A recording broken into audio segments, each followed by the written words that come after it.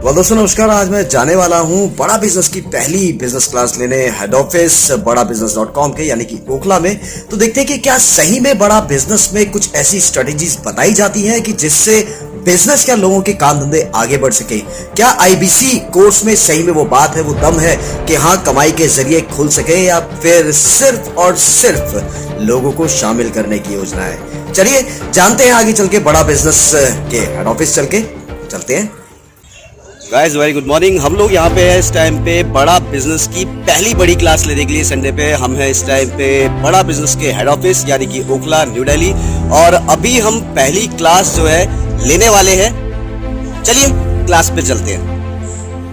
Of course, हम बहुत सारी बातें करेंगे। बाय द वे, आप सब लोगों को पहली बात बता दूं, पहला ऐसा ये सेशन है पूरे भारत देश में बड़ा बिजनेस की बिजनेस क्लास। अब हर इतवार को पूरे भारत देश में होगी कस्टमर मीट्स।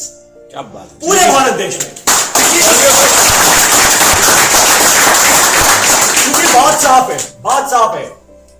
हम लोगों ने आज से कुछ दिन पहले ये बात तो प्रूव कर दिया था कि learning is equal to earning. बहुत बढ़िया। तो जिसने समझ ली एक बात, learning is equal to earning, वो इंसान फिर एक ही काम में इन्वेस्ट करेगा, एक ही चीज में निवेश करेगा, वो है लर्निंग। अपनी लर्निंग, अर्निंग तो अपने आप हो जाएगी। अपनी लर्निंग में इन्वेस्ट करो तो अर्निंग तो अपने आप हो जाएगी। अब जरा शुरुआत करते हैं इस पूरे के पूरे सेशन।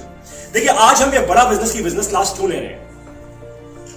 ये लेनी इसलिए जरूरी है क्योंकि लर्निंग जो होती है ना, वो दो प्रकार से दिमाग में पहुंचती है, पर एक ही प्रकार से दिल में पहुंचती है। दो प्रकार से दिमाग में पहुंचती है और एक ही प्रकार से दिल में पहुंचती है। ये दिमाग में कैसे पहुंचती है कि जब आपको कोई बोले भाई पढ़ ले, जैसे स्कूल में कॉलेज में हमें बोला जाता था कि भाई पढ़ाई कर दो, नंबर मिलेंगे, मार्क्स मिलेंगे। हम लोग पढ़ाई करते थे। yes. हम एग्जाम्स देते थे, ठीक है। अब एग्जाम्स दे और ऑफ कोर्स कोई नंबर आ जाए, कोई पास हो जाए, कोई फेल हो जाए, ऐसे ऐसे चलता रहता था, ठीक है। पर जब भी हम स्कूल में कॉलेज में एग्जाम्स देते थे, हमारे कुछ भी मार्क्स आते थे, वो जो पढ़ाई होती थी ना, वो पढ़ाई यहां तक पहुंचती थी। वो पढ़ाई केवल यहां तक पहुंचती थी क्योंकि हमें ना हमें एक ही आउटपुट पता था उसका। वो आउटपुट क्या था, जिस रिजल्ट के पीछे हम भाग रहे थे, नंबर चाहिए। यस, ठीक बात है ना भाई, वही चाहिए थे। उसके बियॉन्ड तो कुछ पता नहीं था। क्या पता था कि क्या करियर बनेगा, क्या मैं बिजनेस करूंगा, क्या मैं एंटरप्रेन्योर बनूंगा, या मैं नौकरी करूंगा, कुछ नहीं पता था उस टाइम, ठीक है। फिर हम आगे बढ़े थोड़ा। अब आगे बढ़े जब कॉलेज और स्कूल के बाद, स्कूल और कॉलेज के बाद थोड़ा आगे बढ़े, तो बात आई कि भाई अब हम ना कुछ ऐसा करते हैं जिससे करियर में आगे बढ़े, जिससे अर्निंग शुरू हो। क्योंकि भाई जब कॉलेज से बाहर निकलोगे तो अर्निंग तो शुरू करनी पड़ेगी ना। yes. अपने परिवार को तो आगे बढ़ाना पड़ेगा ना। yes. राइट। अब अर्निंग शुरू, तो कुछ लोगों ने अपनी अपनी स्ट्रीम पकड़ ली कि भाई मैं इंजीनियर बन जाता हूँ, कोई कहता है मैं डॉक्टर बन जाता हूँ, कोई कहता है मैं कोई दुकान खोल लेता हूँ, कुछ भी अपनी अपनी चॉइसेस होती है, ठीक है। तो आपने कुछ लर्निंग की, उस लर्निंग का एक कुछ आउटपुट निकाल दिया कहीं ना कहीं, पर वो लर्निंग केवल आपके दिमाग तक पहुंची क्योंकि बार बार आपका दिमाग एक ही सिग्नल आपको दे रहा था।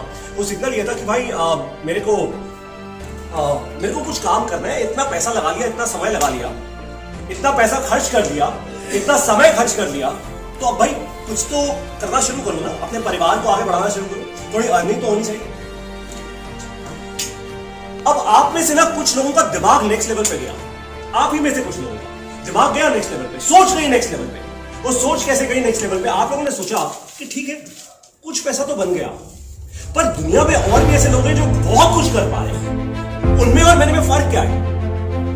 भाई विजय शेखर शर्मा है जिन्होंने पेटीएम बना ली, डॉक्टर विवेक बिंद्रा है, जीरो से शुरुआत की और बड़ा बिजनेस बना ली। ये इतना बड़ा शानदार ऑफिस कैसे बना लिया, ये सब कुछ कैसे हो रहा है, ये होता कैसे है।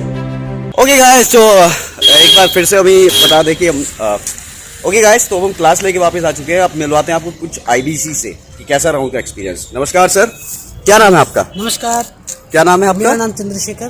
तो चंद्रशेखर जी, कैसा लगा आपको क्लास लेके? मुझे बहुत बढ़िया, जितना सोचा था उससे बहुत ज़्यादा मिला यहाँ पर। वास्तव में कुछ चीज़ें एक्सपेक्ट नहीं की थी, वो बहुत सारी चीज़ें मुझे यहाँ पर सुनने के लिए मिली। मेरे जितने क्वेश्चन आंसर थे, मेरे जितने भी क्वेश्चन थे, मन के अंदर जितने भी द्वंद्व थे, लगभग वो सारे द्वंद्व आज मेरे यहाँ पर समाप्त हुए।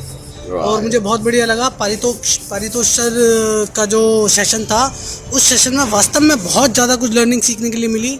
शैलेंद्र सर का थोड़ा बहुत सेशन रहा, उसमें भी उन्होंने काफ़ी मोटिवेट किया, साथ में कुछ स्ट्रेटजीज हमें ऐसी प्रोवाइड की जिससे कि वास्तव में कहते हैं ना, विवेक सर कहते हैं कि सर का ढक्कन खुल जाना, एकदम से खुल जाना, बिल्कुल आज वैसा ही हुआ।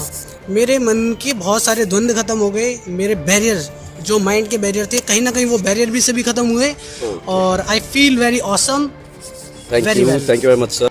और हमारे साथ एक और सर हैं, क्या नाम है सर आपका? मेरा नाम लोकेश है। मैं बिजनेस क्लास की पहली मीटिंग अटेंड की है। पहले तो ऑनलाइन ही अटेंड कर रहे थे, आज पहली बार बड़ा बिजनेस के हेडक्वार्टर में पहली मीटिंग अटेंड करी है। और पारितोष सर ने इतना जो कुछ बताया है ना, वो सारी चीज़ हमारी क्लियरिटी होगी कि बिजनेस ये IBC क्या है, कि ये एक विवेक सर का पार्टनर है और बड़ा बिजनेस का पार्टनर है। चलिए मैं आपसे नॉर्मल एक सवाल पूछता हूँ कि जितना भी उन्होंने पारितोष जी ने बताया, एक तो होता है मोटिवेशनल कंटेंट, एक होता है इम्प्लीमेंटेबल कंटेंट। क्या वो जो जितना भी बताया है उतना उस तरीके से क्या आपको लगता है कि आप एक अच्छे IBC बन पाएंगे?